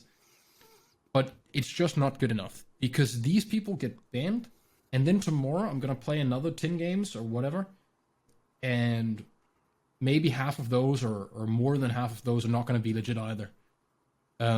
So I can kind of cut the amount of, like, I think I have already 300 games played this season in ranked. And a substantial amount of those didn't count. I'm getting elo roll back at least once a day. At least. And I don't know how many games are like in that pool, right? Because we don't get to see. I think that's another small thing. When I get I got 91 elo back. I don't know from what games. Yeah. Is it from 20 games where the math ends out to be 91, or is it from 2 games, right? So 9 games, we get to keep the elo from 2 of them. 4 people were banned by the time that we were done watching the demos of them, and we reported another, I think it was 5, where it's like guaranteed. Like the account was silver, then Champ with a 1.9 KD. His top 5 played with friends are all BattlEye banned already, right? The state of rank right now is rough. And when Maisie comes into chat when you're playing ranked and says, one of the few crazy ones that still play ranked on stream, that's rough, man, right? Like we should have a community and a game where when you play ranked, there should be hundreds of people happily playing ranked on stream and sharing it. But I know people with 20, 30 viewers that don't want to stream ranked anymore because they get stream sniped. Like, what? People I have out of their way to find like secondary accounts of a person that has 15 viewers. Like, how do you have the energy to find that person, right? In a ranked game. If it isn't because of that, then it's the cheaters, it's the smurfs, it's whatever. And I'm sure, like, I know that the Siege team knows how bad this is. They have to, because we mention it all the fucking time. It's on Twitter, it's on stream. But I don't know if anyone has, like, thrown the ball further up the chain, because there's some sort of place where there's missing an investment. Like, they need to throw more money at it. That's one of the solutions. Actually, on that note, I mean, they acquired the, like, what was it? Inblocks. Yeah, I don't know what that is, but that's obviously it's a company something. that makes Fair Fight. Okay, Well, I mean, Fair Fight is good at what it does. It's a good algorithmic thing, right? So it does that job well, but we can probably speculate and say if they bought game blocks and they make some sort of anti-cheat algorithmic stuff, they're probably going to want to, do a little to it, and then hopefully that's going to help. But the problem is, is that 3 months out? Is it 6 months? Is it a year? And on that, I also noticed not too long ago, I think it was back in December, I noticed some Ubisoft employee posted like a bunch of job listings on Twitter where it was like ethical hacker, anti-cheat specialist. So I know that they're hiring people, but like you said, that could be 3-6 months in the future before we actually start seeing the and they can't tell us what they're result. Doing. No, of course not. Yeah. Like we know that, and that's like the one disclaimer I'll always put out there is that I understand that they're working on it in the background. I get that it's difficult.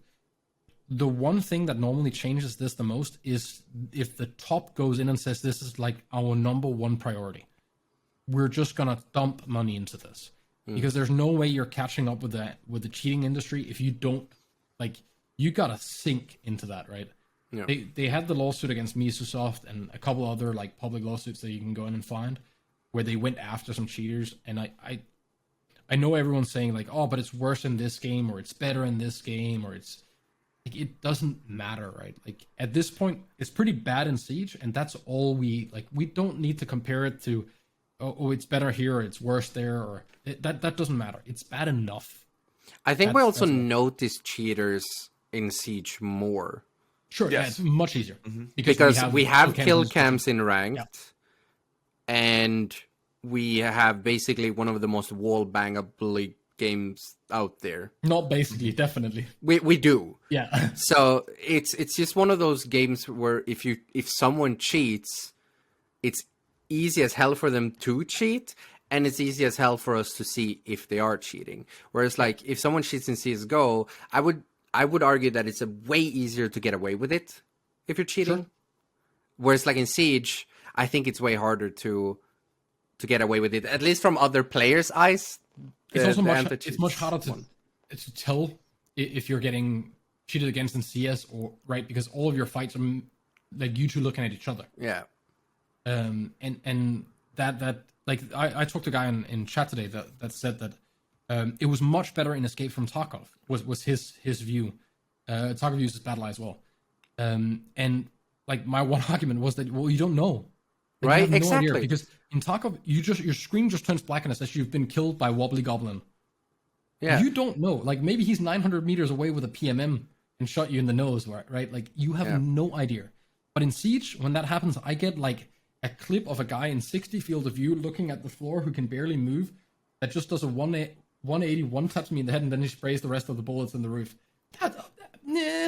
Probably something wrong there, right? It's way easier to find cheaters in Siege. But this whole notion that Siege has way more cheaters than any other multiplayer game out there, I highly doubt that's actually the case. We just find them way easier. Either.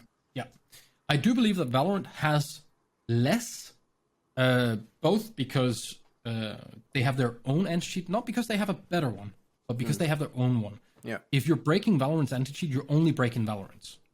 If you're breaking BattlEye, you're breaking for a lot of games, right? Yeah. So bypass for BattlEye is probably easier and more like wanted because it hits a wider market. Selling accounts in Siege is becoming a really big thing, unfortunately. Yeah. We have way too much of that going on Twitter, and it seems to be too widely accepted between a lot of people. Yeah. Like, there's a lot of people that apparently don't understand the issue here. The problem is that the accounts are getting boosted up to the levels, right? Then they're getting sold with like champ charms, and those are not being farmed legitimately most of the time. So these accounts are being sold, and for them to be sold, cheaters need to be involved. Some of the accounts are stolen. Then we have the whole Uplay nickname thing where they're like botting to get all the nicknames and then selling accounts with certain nicknames on. All that shit is really bad. Yeah. All these like real money transaction stuff that happens outside of the game. It just creates for a really bad environment. And they need to be harder on that, much harder. But to say that Siege is worse than anything else, I think that's just ridiculous. Yeah, it's bad in CS, it's bad in COD, it's bad in Valorant. Like, we saw a guy get banned in a scrim. Like, live banned in a scrim. There was a guy banned live on stream a couple of days ago as well. Yeah. Right? Like, it's not... And then you can say, well, they're catching them there. Yeah, I mean, Siege bans, 200 people a day minimum, I think, on BattlEye? That thing has been going off lately. I stream, and I mean, the ban rate pops up every now and then all the time nowadays. There's a Twitter account called Ban Locker that shows all BattlEye bans. And I'm scrolling through right here. There's like... I don't know. There's at least probably 150 just today, right? And it's like that every day. There's like probably, I'd say, between 100 and 200 people banned every single day. At minimum. I've been saying for a long time, like, PC gaming has a cheating problem. Yeah. Siege is a PC game, and I think that if Nvidia, Intel, all these people who are reliant upon the PC gaming, if everybody would pull together and say, let's solve this problem, not from a developer standpoint, but as a genre standpoint, let's solve PC gaming cheating. I think that's going to be the final. So like the how we're finally going to solve the problem, in my opinion, but I don't know. Imagine if all game devs came together and then Windows started forcing secure boot. Yeah, that's, Windows, Nvidia, Intel, I would think all of them would have huge investments in wanting to see the cheating problem solved. Because I'll tell you right now, and I've said it before a million times on this podcast, like, whenever I get a PS5, if I could play Siege 120 frames per second, keyboard and mouse natively against other keyboard and mouse users, I'm going to do it. Like, I will not hesitate to jump ship from PC gaming and play on a console if they provide me with some of the same quality of life stuff that I want on PC. Yeah. I'm at the point where, like, forcing cloud service only for ranked, I'd be for it. Yeah. Like, that would straight up just remove the, like, you can't touch anything. You only have input. I mean, I think, going into that, I think in general, like, I wish ranked was a much more dedicated mode than it actually is. I think way too many people treat ranked casually. Yeah, and I think by adding these kinds of adding these like bars that you need to do in order to actually play ranked, I think ultimately would actually be a good thing for it as well. Yeah, the barrier to entry should be extremely difficult and high for first time, and then it should be easy thereafter, right? It should be difficult to be allowed to play your first ranked game. Yeah. But then when you're in, there should be very little stopping you from just playing when you want. Yeah. Bikini, what did you want to rant about? No, I mean it's not really a rant. It's more, you know, we've seen a lot of people recently talk about that. You know, they've kind of lost enjoyment in Siege. You may agree with that. You may disagree with that. I know you made a video a week ago. Yep. I don't know. I think it's important to talk about. Like, of course, like if someone's not enjoying it, they're not enjoying it. You know, I for one hand, I've been enjoying Crimson Heist a lot, but I also think that's due to the fact that I haven't touched ranked a single game, not a single ranked game. I'm pure. I envy you. I think I've only played 2. Let me explain my video a little bit. So where I came from when that video was, I haven't played much this season. I'm getting back into it now, but at the time whenever I made that video, I played like a handful of unranked games and like 2 ranked games. And the reason for it is, it's for me personally, this is my personal reasons. It's not because I'm not enjoying Siege. I think I still enjoy Siege. And as we've said on here, I think that Siege is actually, from a meta standpoint, in a pretty good spot right now. For me, it's the negativity and the pressure kind of associated with it. Like, yeah. I'm kind of worn out with having pressure on me every season to go into ranked and hit plat in order for me to be allowed by the community to make a tip video, or, I don't know, just the negativity in general. And then it also doesn't help. Bikini, Zornik, how much do you guys play Siege off stream? Well, I stream a lot, so it doesn't end up being too much. But yesterday I got together with 3 of my friends. We stacked. We did some games on NA, just playing casually, and we had a good amount of fun. And honestly, that was one of the first times in a while that I actually had played Siege for a few hours off stream. I tend to not do it that much, but I don't think that's necessarily because I don't enjoy it off stream. I do, but it's like I've realized myself that I think it's important as a content creator to also do other things. So when I don't stream Siege, I play another game that is way more casual, because Siege in nature, even if you play casual in Siege, it requires you to be on your toes when you play it, or you're going to get one-shot headshot. Siege is in no way a casual game, even if you play casual. So I think it's important for me as a content creator who plays the game for a living to play other stuff on the side. Way more casual games, League of Legends, single player games. I've been playing Breath of the Wild, Binding of Isaac, right? I think you kind of need to do that, because otherwise you're going to get burnt out.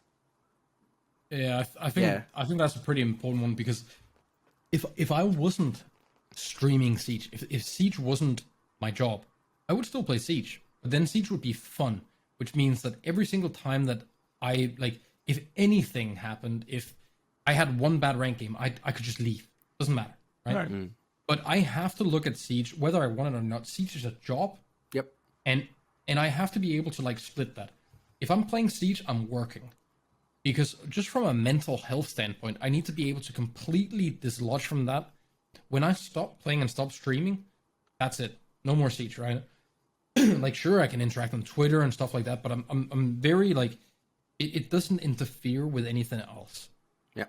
I don't see a reason to. It's like the people that go to the office after hours to they need to do a little bit more or something. I don't want to do that with Siege.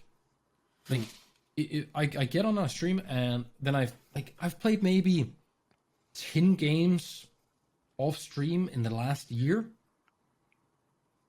And honestly, that's probably been because either I was waiting for an update or something, and I didn't want to go live before the update was out, and I just did one game to warm up, or maybe I jumped in with a 5 stack of friends from real life or something, or a stack of friends from real life, and I didn't want them on stream.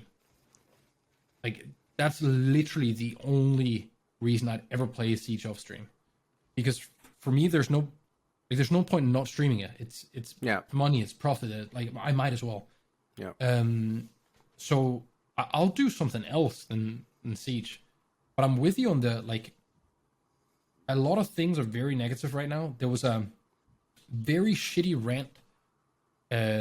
I'm not gonna throw anyone under the bus because that's unnecessary. But someone had some complaints on Twitter about how things were with Siege, and there was just two things that were like, one of them was, all you do is complain about the game, but yet you feel entitled to be like pushed forward and helped like up, if that makes sense. That seems weird. Like, you can't spend your entire time just hating on something and then expect to be like brought in as like the important savior of everything, right? An ambassador for the game. Yeah, like I think that seems weird to me, man. I've seen a lot of people sort of go down the line of sort of regurgitating what pros have been saying with the sort of like utility meta. Like, I've seen a lot of them, like they're sharing clips from like season 1 of Siege, where there's just an Ash sprinting into a building and getting a 4K, and like, oh, Siege used to be such a unique FPS. In what way? All you did was sprint in, QEC spam a little bit, and you domed for people that didn't even know you were in already. In what way is that unique? You can do that in CSGO. You can do that in any other game. Like, if anything, Siege is way more unique nowadays than it's ever been. I mean, it's basically turned into a puzzle. Like, the defenders lay a puzzle and the attackers try to solve the puzzle. And I really adore that. And that's what actually makes Siege unique to me. And I think we're almost at this waypoint in Siege's history, so to speak, where the community is kind of getting split in the people that want a more traditional FPS, and the people that sort of embrace this sort of actual unique FPS / RTS take on Siege. But I think it's also important. The way, right? What? Like, we knew this was happening. Yeah, like, I'm not against so it. long, right? No. Like, I meant for them. Like, it's just foolish to think that it would have stayed the way it was. But I think it's like you also have to realize when you're providing feedback for a game, you also have to realize, you know, am I even liking what the product aims to be? Because like, we can all give feedback on like, oh, this is what I like, but we also have to realize that like, what is the dev's vision with the game? Like, it's their game that we are playing. It's not our game. They're making a game and we're playing it. Well, that's a very, very rare view for anyone to ever take, that it is okay that there are products that exist that you do not like. Yeah, that are meant that's for right. others. It is so insanely rare for people to look at something and go, it is okay that Fortnite is a game. I don't have to hate it. Yeah. Like, I don't care if you play it. I don't like it, so I don't play it. It's just so odd, because I feel like in this community, we have very established people that are now like, they're basically like, they've been playing, you know, Pokemon TCG for 5 years and just now realizing that it's a trading card game and are now complaining about it. And it's like, yeah, that's the game. And like, I genuinely like it's for me, it's not about like gatekeeping, but I genuinely feel like some people would do their own mental health a huge favor if they actually like decided to try out and play something else that seems more up their alley, that's designed for people who want that kind of a game. Because Siege genuinely isn't trying to be what a lot of people, well, a few vocal people want it to be. I think there's a lot of us on the content creation side that have been grinding this game for 5 years. Yeah. Making content about it every day, talking about it every day, playing it every day. Yeah. And we're tired. I'm tired. We're burnt out. Yeah, well, sure. I still get really excited to come on here and talk about the game. I do. Like, this is fun. So it's hard for me to say I'm burnt out in that respect. What I'm tired of though is streaming the game.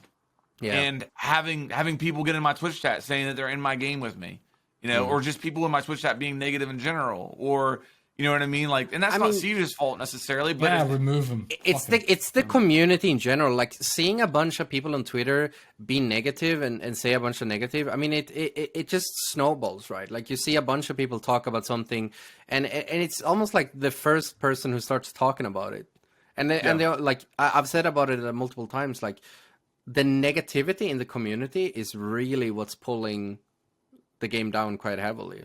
I think it's the single biggest problem Siege is facing right now. Yeah. Like without a doubt, and I cannot think of many games where the community wasn't eventually the reason for the downfall. Like there are very, very meh games that have been pulled up because the community stuck with it and did like improved things, right? I think Siege is an example of that in the beginning. You could argue like Siege in the beginning was a mess, but the community stayed loyal, and eventually, But this it's not even like right now. It's not even about loyalty. It's about the amount of fucking shitty Twitter accounts that are created in 2021 that have extremely strong opinions about how Siege should be and shouldn't be. Yeah. Like, piss off, man. You're so new. You have no idea. You're comparing to, like, how things were year one. You don't know, man. Like, you were 12. You didn't play. or you weren't, like, maybe you weren't even born then. Like, the accounts are created in 2020 or 21, and you're sharing ideas on how Siege was back then. And then you have, like, completely new Twitter or Twitch accounts as well that come in and go, yeah, Siege was much better in year one. Oh, I remember. No, you don't. Siege was good back then, but it had its flaws.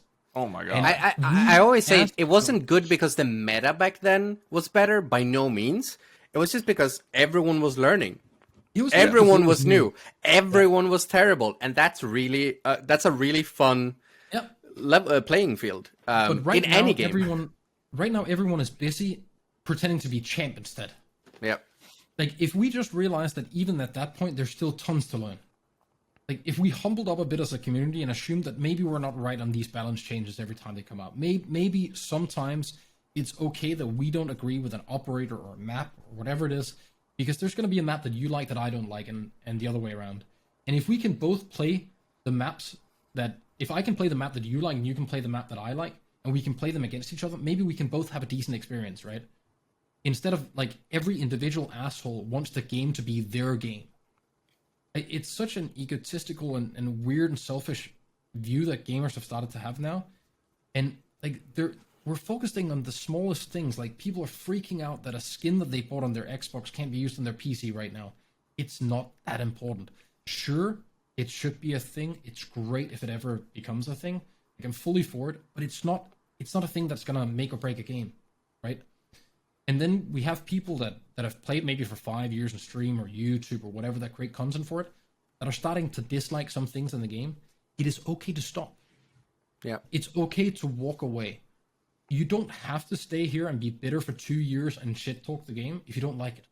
Yeah. Right? Like either be a goddamn man and then back out when you don't like it and leave, because it's not going to change just because of one person, right? Yeah. Like if there's... Let's just say there's 10 YouTubers that all say that, oh, these things we don't like. I'm pretty sure you're not going to magically make a massive game like this just at a snap of your fingers, just do whatever, right? Like, that's not really how it works. No. And if you're... if that really was the case, then the grace period would have been fucking low. And the Gun 6 would have been out earlier. I think any criticism, like... Any criticism that comes from a content creator, like, I like Siege sucks. Well, first of all, it probably shouldn't be worded that way, but whatever. I'm okay with that as long as it comes with why. Don't just say Siege sucks. Why does it suck? What about it has changed that makes you think it sucked now? Also, what do you think should be changed? You know, that should come on. The fact that people are stating their own opinions, or maybe someone else's opinions, as a fact. At the end of the day, you may say that Siege sucks, but that's in your opinion. Yeah. And there's a lot of I think missing in many of those statements, right? Yeah. Sure. I believe, I think, like, add that in front of a lot of things and they seem a little less shitty. And yeah, I'm fine with, like, Random Joe saying that he really dislikes the game now. What I'm not fine with is if he keeps playing it for a year and this is his opinion every week. At that point, you're an idiot. Go away, right? Like, and true. Instead of, because you have a following that are playing the game and they might actually enjoy it. But if they keep hearing Random Joe just over and over and over saying, oh, this is bad, this is bad, this is bad. You can see how easy it is to influence people with if an operator is too strong or too weak, or like what's the right setup to do, blah, blah, blah. It, like, people are looking for guidance from a lot of content creators when it comes to the game, like tips and tricks and stuff like that, right? if someone starts just stating that everything is just bad and sucks, that's gonna reflect on people that didn't even think it to start with. Yep. Yeah. So, like, I think people have to be super careful with how they do that. And then, if you're saying that, you know, whatever, Call of Duty is so much better, Valorant is so much better, you know what, go play that. That's fine. There's nothing wrong with that. Yep. You can go play that as a good little content creator, and then you don't have to play Siege anymore. Yep. No one's gonna fault you for moving to something else. That's like, people do it in normal jobs all the time. If you don't like the job you have, it's okay to move somewhere else. Like, it doesn't make you a quitter or a worse person or anything. Most likely the opposite, actually, right? Like, searching out new things is an okay and a good thing. But there's a lot of this, like, trying to stick around for the sake of sticking around, and I think that does more harm than good. For sure. You guys want to wrap it up there? You guys okay with that? I know we kept quick invitational thing. Invitational update was out.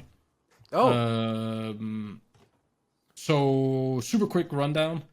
They're looking at, or they have approval from authorities to have some invitational stuff in France in May with no audience and strict sanity. Not sanity. Fuck, that is a hard word. Sanitary measures, whatever the hell it's called. But there's right now Brazil-France lockdown thingy where Brazil can't fly to France. Right. So more updates to come is pretty much the gist of it. Yeah. I don't know. I think it's... I don't feel like having it without the Brazilians should be an option, personally. I mean, they earned their... I don't feel like having it during a pandemic should be an option. I mean, realistically, they should just delay it until everyone can play and there's no, like, major, like, concerns for people's well-being, both players and staff. Just call it quits here and then aim for next year, and then we hope that's it. And then instead of spending money planning this and money planning the other one and money planning the other one, I don't know who, like, if you're trying to, like, prove that we can do a competition during a pandemic, I don't think that's an achievement. No. And I, like, this might not go down as the best thing, but I truly don't think forcing this is a good idea. No. I think saying we're not aiming to do this, it's not, like, it doesn't make sense. As part of Dark Zero, a little different perspective. Okay, I understand how excited those players are to play in the Invitational. Yeah. And part of me wants them to be able to do that no matter what. Like, if it can happen, let the people who qualify go and compete for what they worked for all last year. The other side of me, though, as a fan of R6, we were talking about this before we went live, and I agree with what you were saying, Zeron. I think there's a big case to be made that the Invitational always needs to be a big deal. And once you do, like, a half Invitational without a crowd and stuff like that, I'm afraid you lose a little bit of that luster and that prestige that goes along with it. Like, always make sure the Invitational is a big deal and never let that get away from you. But you're not in a different position with being with Dark Zero than anyone else. Like, of course the players want to play. But I'm not saying, I'm saying that I can. Is it worth gambling a life? I've been talking with them. Like, I know that they're very excited to be playing, and, you know. But, like, of course they are. Like, we all. They would be even if there wasn't a pandemic. Right? Like, of course they're excited. It's what they do. But is it worth gambling a life for? Oh, no, of course not. But, right? I mean, keep in mind that these guys are already playing on LAN in NA right now. Sure. In something similar. So, from their perspective, I'm sure it's very easy to be like, we're already doing this. Let's do it, you know? Yeah. But... The reason the numbers are really high in US. I'm not trying to argue for or against it. I'm just trying to show, you know, both sides. Like, I have a really hard time. Like, I feel with them. I truly do. Yeah. And I wish it made sense to do. but I just think it's so irresponsible to push it. Yeah. Like I get that, and full respect for everyone involved. Of course they want to have it, but if there is the slightest damn risk, it's just not worth. Yeah.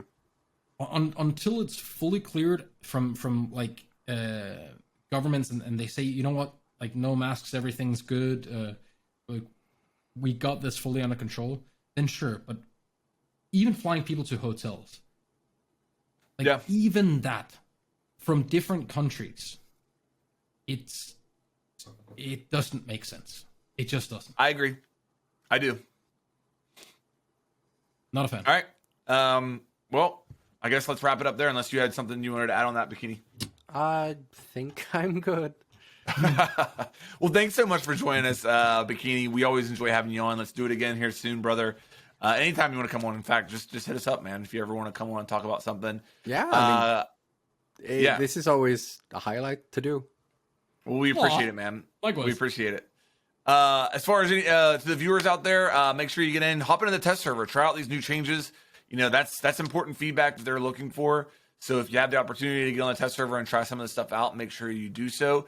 With that said, we're going to end it here. We'll see you guys on the next one. Peace. Yeet.